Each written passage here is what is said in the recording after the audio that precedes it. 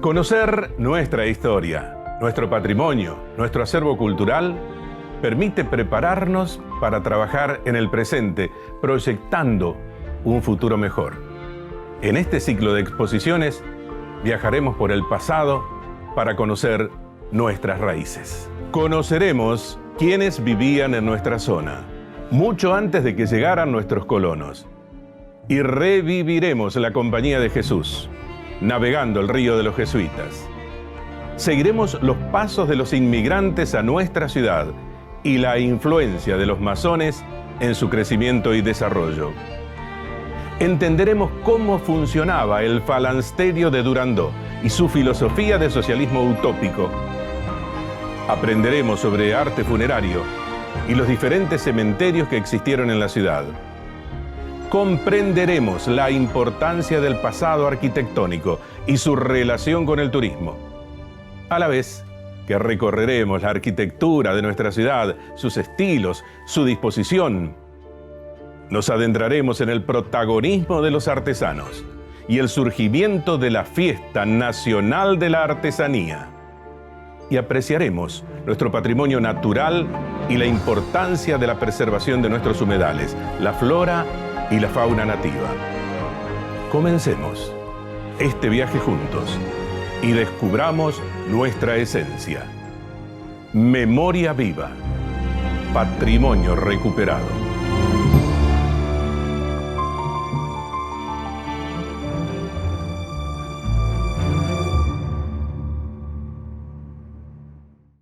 En este séptimo capítulo de Memoria viva, patrimonio recuperado, escucharemos al maestro artesano Hugo da Silva, quien nos hablará de los orígenes del primer grupo de artesanos que se asociaron en Colón, los oficios perdidos y cuáles se consideraban artesanías en los primeros tiempos, los inicios de nuestra Fiesta Nacional de la Artesanía y un sinfín de curiosidades e historias en torno a los artesanos y sus oficios, por los cuales Colón se convirtió en cuna nacional. Disfrutemos juntos de este capítulo.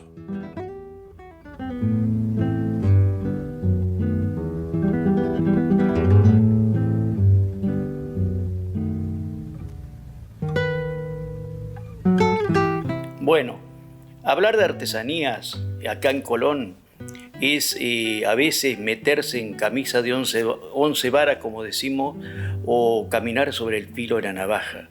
Esto me permite a mí para expresarme, para que puedan entender y lo difícil que es transitar el camino de las artesanías, pero no imposible.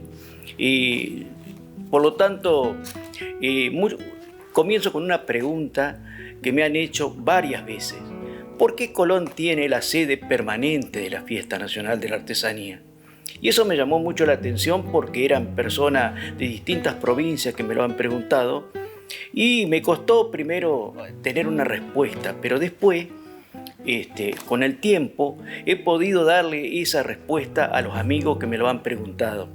Muy pocos conocen los antecedentes que tiene la Fiesta Nacional de la Artesanía o la artesanía aquí en Colón, dado que es cuna de muy buenos artesanos que hubieron acá en esta región, ¿no? Y allá por el 1895 nace la primera asociación que se llamaba Unión de Artesanos Colonenses. Esta Unión de Artesanos Colonenses fue muy importante para nosotros porque fue la segunda en el país. La primera estaba en Córdoba, allá por los años 1868-70, fue la primera, y Colón fue la segunda. La dirigía a la asociación esta don Miguel Pacot. Para que entiendan quién fue Miguel Pacot, fue el hombre que, más que nada, hay un reloj acá en Colón, muy antiguo, que todavía está en una casa comercial para aquel que lo pueda ver. Lo más importante que tuvo Colón en cuanto a lo que hace a la ebanistería. Era un ebanista de aquello muy importante, un escultor que nos dejó en lo más alto, y que nosotros, los que venimos trabajando en esto, siempre lo tenemos como ejemplo de lo que fue y de lo que hizo este hombre, Miguel Pacot. En esos años había una comisión que estaba integrada por presidente Miguel Pacot, el vicepresidente era Juan María Guiot, el secretario era Emilio Contegrán, el tesorero era Moisés Macera, y los vocales Juan Minata, Pedro Gojián y Isidro Livio. Esta gente trabajó muchísimo por lo que eran los artesanos de época. Estamos hablando de 1895. Colón tenía en esa época, y lo estoy dando como antecedente para que vean que Colón tiene más de 126 años de artesanía en la ciudad. Había artesanos de todo tipo, había lo que eran los artesanos, gente que trabajaba la madera, gente que trabajaba la piedra, gente que trabajaba, eran muy buenos, había gente que trabajaba los metales, plateros, distintas cosas que hacían en esa época, armeros, relojeros. Fundamentalmente en esa época la artesanía nace por necesidad, por lo tanto quienes trabajaban en esto de la artesanía lo hacían por una necesidad de satisfacer estas cuestiones primarias, y los había sastre.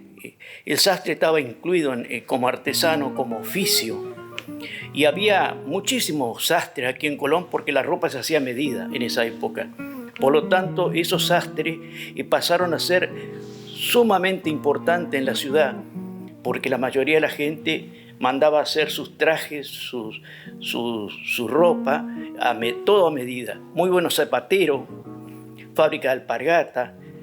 Hubieron en esa época algo muy importante que fue lo que extraía los artesanos que llamaban carpintería de costa, que eran los que hacían barcos o se dedicaban a hacer embarcaciones. Ese artesanado de costa fue acá en la ciudad muy importante. Tal es así que me contaban, y buscando, investigando sobre esto, dice que en una época, allá por el 1940 más o menos, se hizo un barco que se llamaba Don Jorge, que cubría la necesidad de unir Colón con Liebey para llevar los obreros a la fábrica Liebey. Y que ese barco lo hicieron ahí por la zona de lo que es hoy la cancha de Defensores de Colón, la zona sur. Y la trajeron por esa calle Urquiza, un barco que era enormemente grande, por la calle Urquiza hasta el final de la Urquiza, ahí en lo que es la rotonda del busto de Herminio J. Quiró. Ahí lo emplazan para botarlo y comenzar esta vida de unir Colón con Liebey, con este barco que se llamó Don Jorge. Y imagínense para la época semejante barco, porque era muy grande, de madera, traerlo más o menos 20 cuadras del lugar donde se lo hizo hasta botarlo en ese lugar que le estoy contando, lo que es hoy Urquiza y Avenida Quirós. Ahí se bota el barco y comienza esta historia. Después había todo un trabajo que había que hacer, que eran los que de alguna manera había que calafatear, todos los trabajos que se hacían para los barcos en esa época, toda la costa ahí, el puerto y la costa de Colón, había muchísima gente que se dedicaba a este trabajo porque los barcos eran de madera y tenían mucha necesidad de tener, de cubrir los servicios de que el barco se deterioraba y había que estar arreglándolo. Yo esto lo estoy contando como parte de antecedente porque Colón tiene la fiesta hoy. había en esa época también muchísimos herreros. Tal es así que la calle 3 de febrero se llamó Calle de los Oficios por la gran cantidad de oficios que había en esa calle. Se la denominó Calle de los Oficios, como se llamaba la 12 de abril, América, ¿no? Y fíjense ustedes la cantidad de antecedentes que podemos hablar y tener de Colón con la artesanía.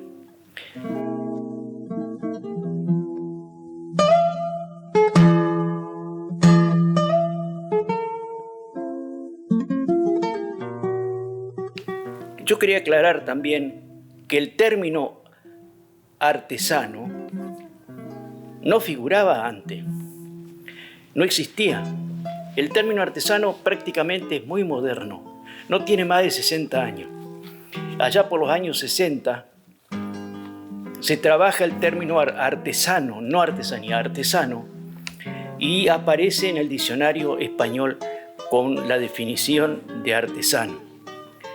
Pero antes la palabra artesanía sí existía, pero a través del trabajo de investigación y el trabajo que hizo don Raúl Cortázar para ubicar, calificar y seleccionar artesanía, hicieron un trabajo excelente.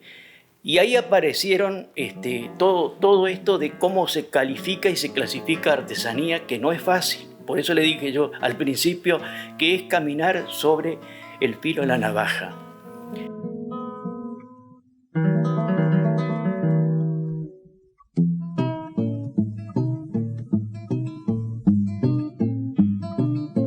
Y esto en esos tiempos, había también acá en Colón, estamos hablando de principios del 900, cantidades de luthieres. El luthier es el que fabrica instrumentos musicales, que está mal dicho. La lutería es el que hace laudes. Y de ahí viene la palabra lutería, el que hace laúd. Bueno, Colón tuvo excelentes luthieres. Acá en la calle Bolívar y Perón, en una esquina, vivía un señor de apellido Perrín, cuyo nombre me parece llamaba Carlos Perrín, que hacía laúdes, bandurrias, todo tipo de instrumentos de la época, y era exquisito lo que hacía, muy bueno. Uno de los mejores que tuvimos acá en Colón como hacedor de instrumentos musicales. Después hubieron otros que ya hacían guitarra, otras cosas más así, pero los hubieron y mucho. Toda esta gente estaba integrando lo que era la Unión de Artesanos Colonenses, 1895.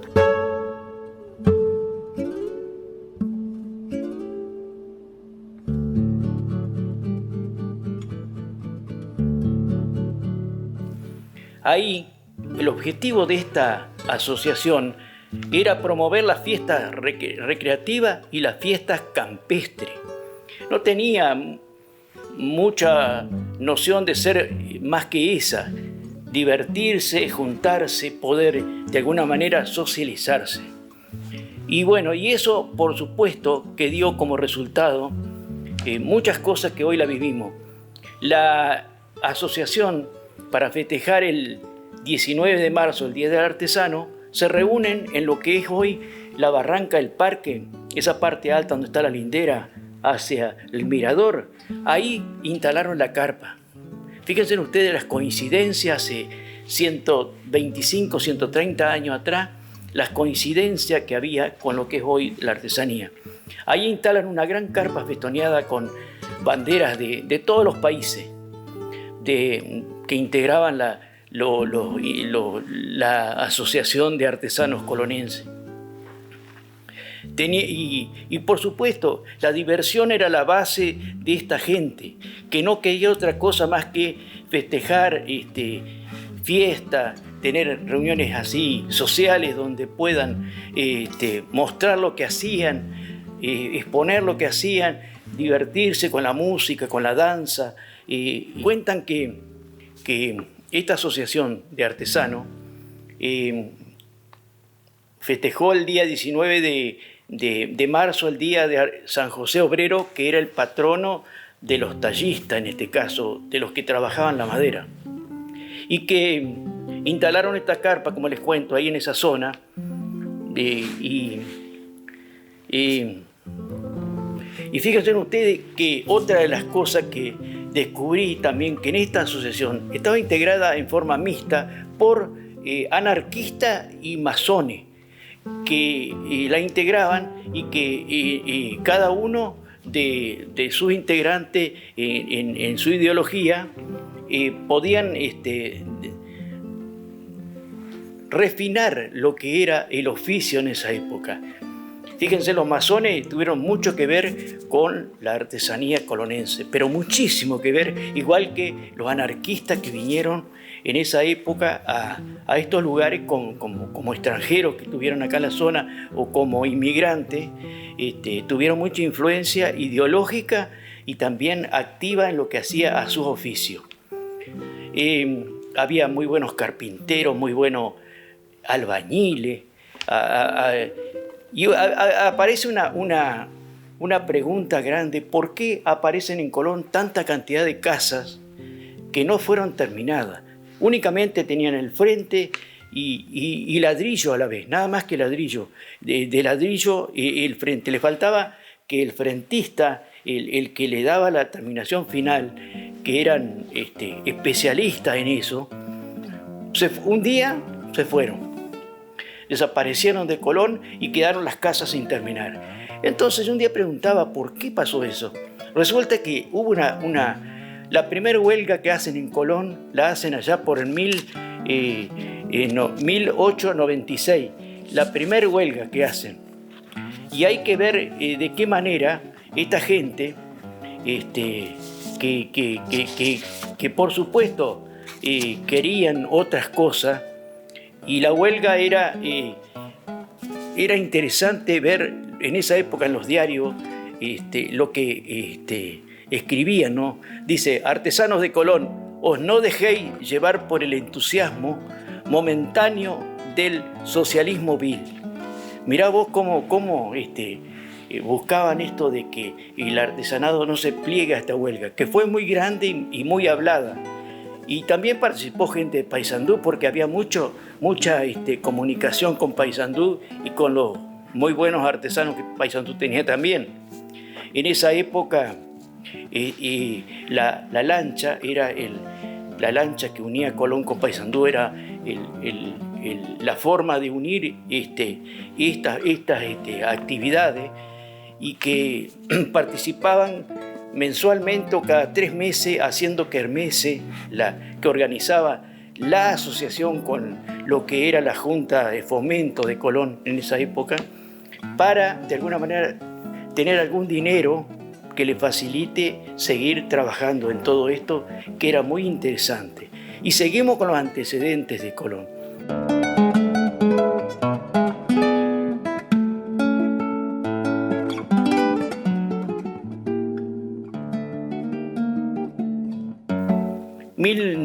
El año 1910 se instala la fábrica de botones en Colón. Una fábrica de botones de nácar que sacaban de las cucharas el agua. Y fue muy interesante porque estuvo hasta promediar allá los 50 la fábrica trabajando en lo que era el botón. Y seguimos hablando y contando de que la necesidad que tenía la gente de proveerse de esas cosas que no la podía comprar como es hoy lo industrial. Había que valerse de esta pequeña fábrica. Cuando uno dice fábrica, está hablando de tal vez 2 empleados, el dueño y el hijo tal vez. Pero era así todo, ¿no? Y esta estuvo hasta los años 50 trabajando, también acá en Calle Bolívar, entre Salta y la calle anterior, que no me acuerdo en este momento. Pero ahí estuvo la fábrica. Y hasta hace unos años uno veía la chimenea que estaba ahí, toda la parte que en el galpón había algunas máquinas que se usaban para hacer botones.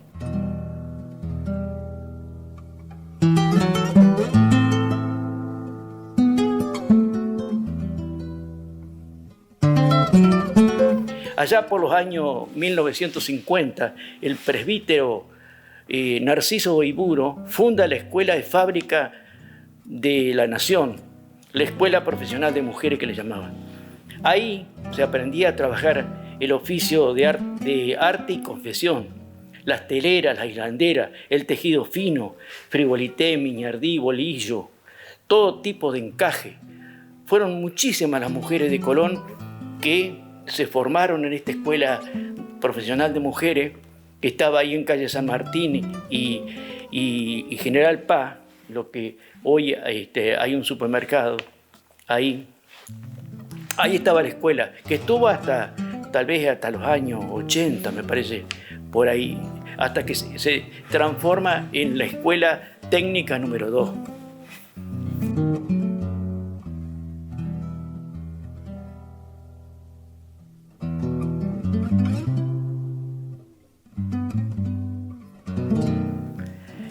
Allá por los años 60 comienza este furor de la artesanía, de la música, del canto, del folclore, de lo que es el folclore, del saber del pueblo. Esa es la determinación para llamar folclore, el saber del pueblo.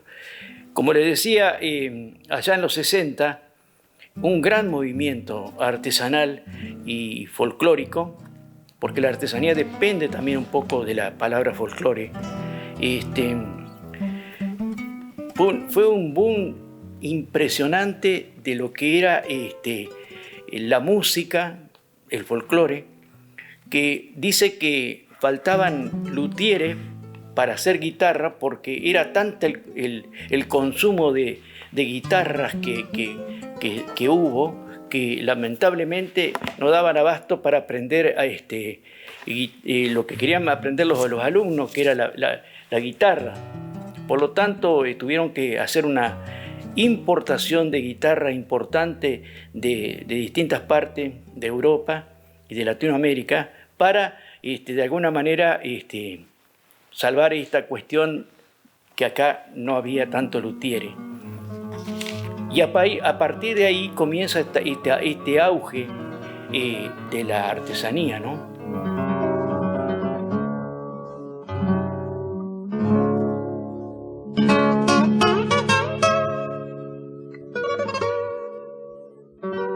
Y las primeras, para que ustedes sepan o tengan idea, las primeras ferias que se hicieron o muestras que se hicieron fueron en el hall de la Municipalidad de Colón, en la Plaza Washington, donde se juntaba muchos artesanos de la época que hacían cosas bellísimas y que muchos no sabían que esa persona hacía eso, ¿no?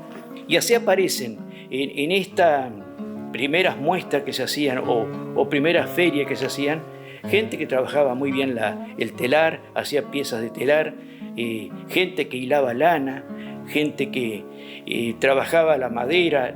La hoja de palma en esa época fue furor, el tallado de la hoja de palma.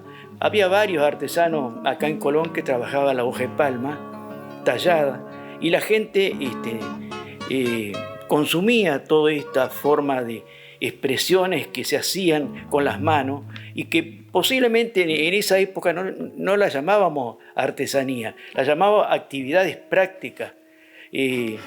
Y era tan lindo y nosotros que veníamos formándonos, porque la escuela primaria también tiene mucho que ver en todo esto, porque de otra manera no nos hubiéramos formado. Hoy en día no permiten, creo, hacer estas cosas en la escuela primaria, pero antes sí, las maestras se preocupaban muchísimo por el alumno que tenía cierta inclinación para el trabajo manual.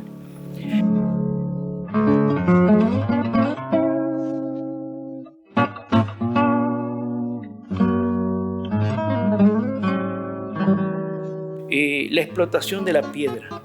En la zona de ahí San Anselmo había una pedrera muy grande donde más de 100 artesanos de distintos países, italianos, franceses, suizos, españoles, yugoslavos, eran excelentes picapedreros y la distinción que tenían ellos era canteros y picapedreros. Y digo que era muy importante porque de acá se llevaron las piedras para lo que es hoy, para la construcción de la Basílica de Luján. Se cortaba la piedra, se la aproximaba y se la mandaba por tren o por barco a Luján para levantar la basílica. Y toda esta gente que vino dejó muchísimos descendientes que trabajaron hasta no hace muchos años atrás la piedra. Todo Colón, prácticamente, donde usted mire en Colón va a encontrar piedra trabajada por esos picapedreros. El asilo anciano, la iglesia, la estación fluvial, lo que es turismo hoy, toda la costanera, donde hay piedras grandes, parecida a la mora, que en realidad es una piedra muy especial que es arenisca, que permite trabajarla, y la gente la trabajó muy bien. Entonces, con esto de que el picapedrero, el cantero, como le llamaba, otra denominación que tenían, cabuqueros, entalladores y tallistas en general, eran labrantes. Había muchas piedras que había que labrarlas muy bien para hacer todo lo que eran los arcos de medio punto, todo eso ahí, y la gente tenía mucha capacidad de la gente, los picapedreros que venían del exterior o venían, tenían mucha capacidad por haber trabajado en Europa, en distintas partes de donde provenían. Tenían un manejo muy grande de lo que era el dominio de la piedra. Y hoy la piedra ya no se trabaja tanto como antes. Por distintos motivos desaparece. Hoy vemos trabajitos en piedra, tal vez para joyería, tal vez para otras cosas, pero no para hacer grandes trabajos en piedra por el peso que tiene la piedra. Es muy incómoda para trabajarla, es muy pesada. Los elementos que hay que usar, estamos hablando de 1898, 99, por allá. Fíjense ustedes lo que era traer un viaje de piedra desde San Anselmo a Colón en carro para cubrir la necesidad de los edificios que les nombraba. Era todo muy difícil y todo a pulso, a fuerza del hombre nada más. Y eso llevó a que nosotros nos distinguiéramos en facilitarle a quienes necesitaron este tipo de piedra, explotar una cantera que todavía quedan reminiscencias de esa cantera en la zona sur de San Anselmo, y que los colonenses tenemos que reconocer y buscar la forma. Turismo tendría tal vez que ahora vamos a hablar cómo turismo y artesanía es muy importante. Bueno, y así comenzaba, y le estoy contando un poco los antecedentes que tiene Colón para cubrir las necesidades de todo esto que hemos denominado Fiesta Nacional de la Artesanía con proyección latinoamericana, y que nace por allá por el 1977, 78.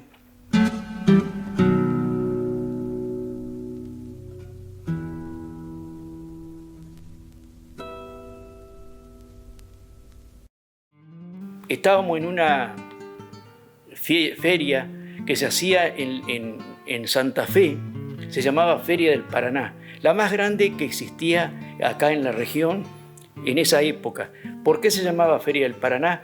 Porque participaban todos aquellos países que tenían que ver con el río Paraná, con los que tocaba el río Paraná, y la cuenca del río Paraná tenía mucho que ver con esta feria. Por lo tanto, Uruguay, Brasil, Paraguay, Bolivia participaban. Y ahí aprendimos nosotros a valorar esta artesanía tan amada, tan importante para nosotros. Y con Pichón Bravo, que era los que en esa época trabajamos mucho para proteger más que nada nuestro patrimonio y para hacer entender y valorar esta actividad artesanal. Vinimos, me acuerdo, entusiasmadísimos con Abelino Bravo y Mercedes Banerio, que era la delegada nuestra Entre Ríos ahí en la feria. Y vinimos y pedimos una reunión en esa época con el intendente de Colón, que era don Carlos María Uslengui. Y nos dio la reunión. Y le contamos esta idea de poder, de alguna manera, expresar en una feria, habiendo tantos artesanos en el departamento Colón, qué posibilidad había de hacer una feria. Dice, bueno, yo lo voy a hablar con turismo y con cultura y vamos a ver qué podemos hacer. Me acuerdo que al otro día nos llama de vuelta para una reunión y estaban Pedro Rebor, Carnemoya, qué sé yo, una cantidad de gente que por supuesto, nombré algunos, me quedan muchísimos, Alba Chatón de Dondo, Iba Olazábal, cantidad de gente que nos escucharon a nosotros, me acuerdo, y que se pusieron muy contentos de que principalmente Pedro Rebor, que estaba a cargo, creo que, no me acuerdo bien si era turismo, turismo. Y a él le interesó mucho que haya una fiesta que atraiga la mayor cantidad de público y que de alguna manera la artesanía podía ser ese nexo entre el turista y el consumo o la comercialización de las artesanías. Bueno, logramos que se entienda esto y comenzamos a trabajar para hacer la primer intento de fiesta para ver cómo iba. Y la hicimos en el 77, por allá. Hicimos una pequeña muestra de artesanos que nosotros conocíamos, invitamos para que participen, y a partir de ahí comenzamos todo esto de comenzar a trabajar con la artesanía para que haya una feria anual dentro de un circuito de feria que manejaba Turismo de la Nación. Bueno, presentaron todos los papeles, los antecedentes, la fundamentación, que la fundamentación la hizo la doctora del Barco, una jueza que había en Colón, también la hizo, pero espectacular, que convenció a las autoridades nacionales. Y al poco tiempo, Carlos Lonfá, me estaba acordando, un hombre que trabajó muchísimo también, y son tanta la cantidad de gente que trabajó que uno se olvida, pero no debería ser, debería haberlo nombrado a todos, porque todos fueron importantes en la vida de lo que es hoy artesanía, ¿no? Una de las cosas más importantes que creo era el nombre. Me acuerdo que de alguna manera se habló mucho del nombre de la feria. Bueno, también nosotros no exigíamos, pero sí proponíamos en todo esto Fiesta Nacional de la Artesanía. Y pasó un año y nos dimos cuenta de que venían muchos artesanos de distintos países porque económicamente le convenía.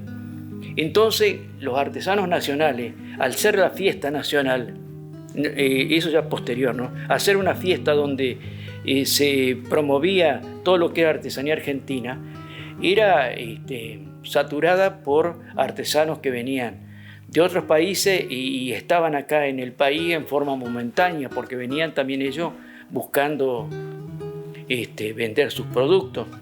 Y ahí aparece la palabra con proyección latinoamericana, para que el artesanado nacional tenga esta protección, más que nada, de lo que es y lo que fue en esa época la artesanía.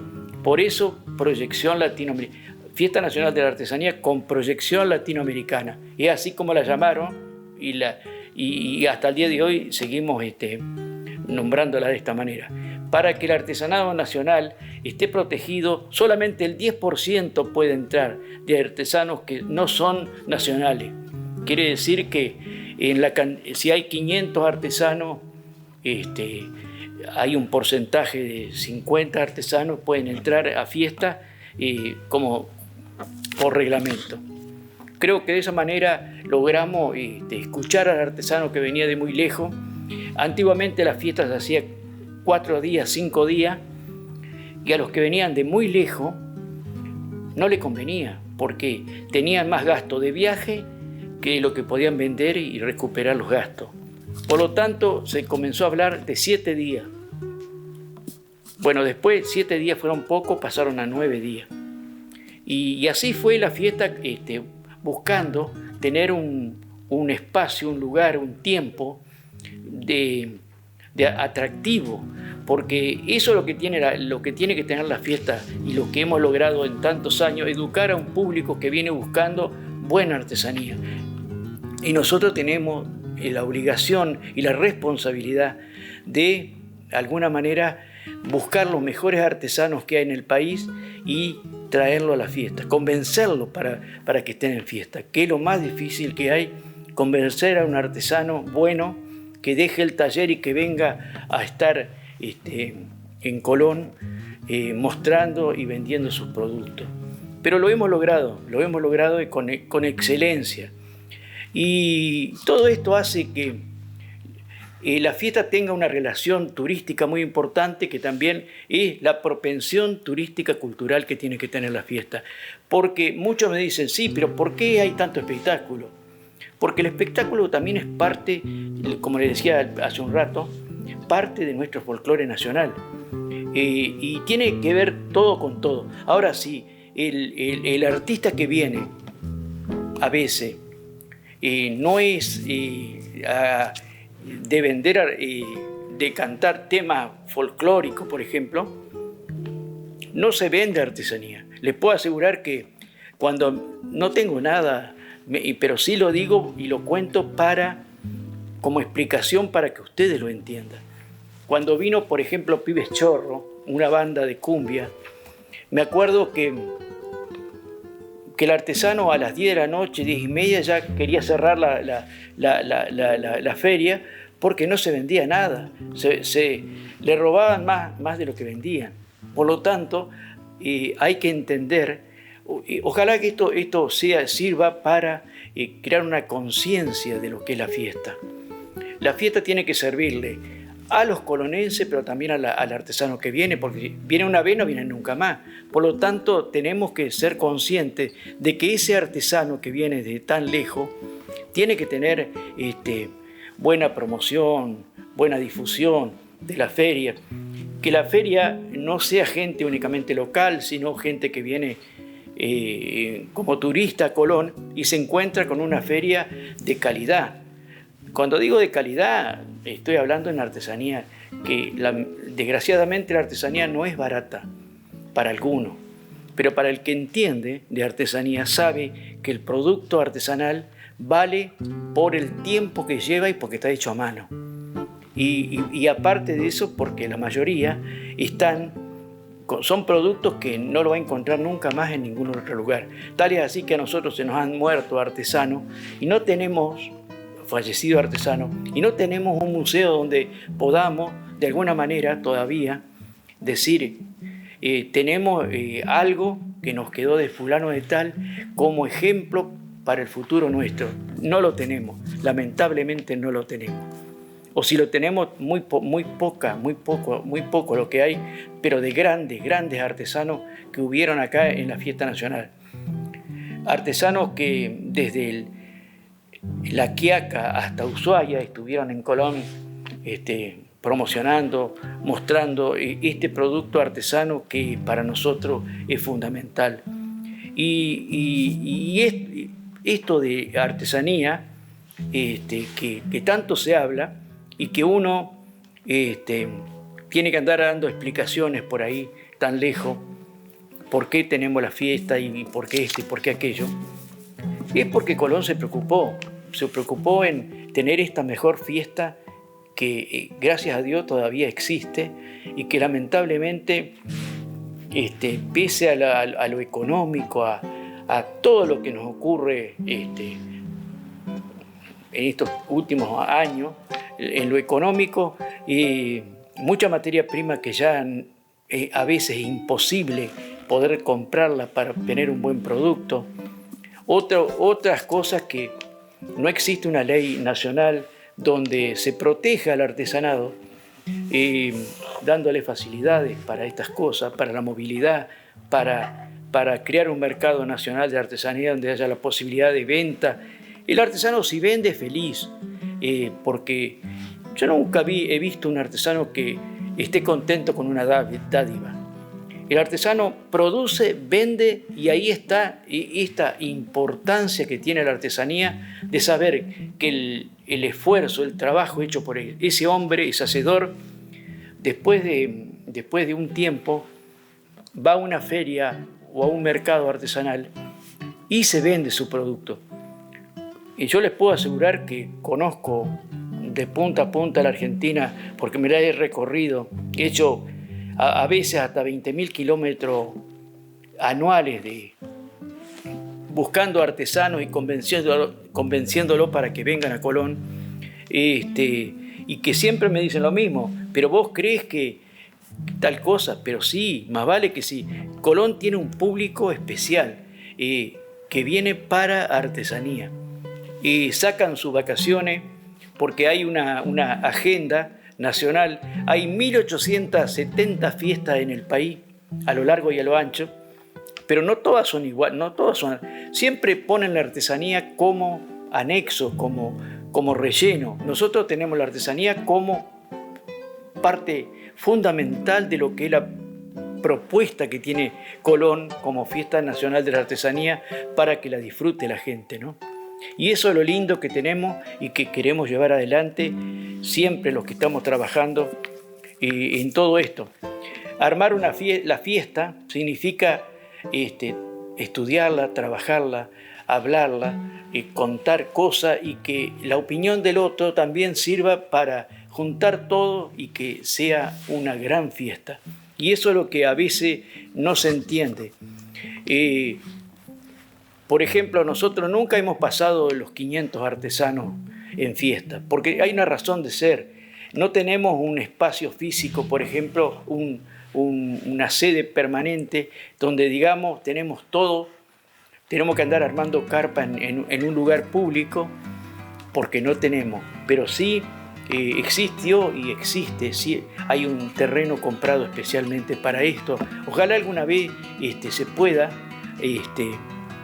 hacer algo que tenga que ver con una sede permanente, un predio donde esté todo y alguna vez pueda quedar algún peso de ganancia para seguir haciendo cosas. Porque realmente Colón, no tengo temor en decirlo, tiene la organización de la fiesta más grande de la artesanía. Yo creo que otro de los antecedentes importantes es la creación de la casona. La casona de Colón, ya por el año 78, 79, que también con Pichón Bravo o Avelino Bravo, armamos la idea de tener un centro artesanal donde se pueda promover, difundir, defender la artesanía desde estos lugares que de otra manera, si no lo teníamos, y esta gente que por esa época no éramos muchos, pero que llegamos a ser 350 artesanos en el departamento Colón, hizo que los ojos, estoy hablando de Latinoamérica, no de América, de los países de Latinoamérica, pidieran reglamento de Colón, porque en esa época, 78, fue el primer centro de artesanos prácticamente profesionales que tuvo el país y que fuimos ejemplo a nivel nacional. Bueno, un poco en lo general es esto. Yo creo que Nosotros como artesanía tenemos y podemos seguir teniendo futuro siempre y cuando nos preocupemos mucho más por lo que es y por lo que tiene que ser la artesanía. Yo creo que las grandes obras las sueñan los santos locos, la disfrutan los felices cuerdos y la critican los inútiles crónicos. Muchas gracias.